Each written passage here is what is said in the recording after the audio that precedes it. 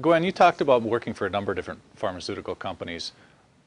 Were they similar in the ways that they told you about the medications and their approach to getting the doctor to finally, write the prescription? Were they all pretty similar in their strategies? Absolutely. I think probably Merck is the role model of the industry, that everyone follows their training protocols and procedures because they were so highly successful.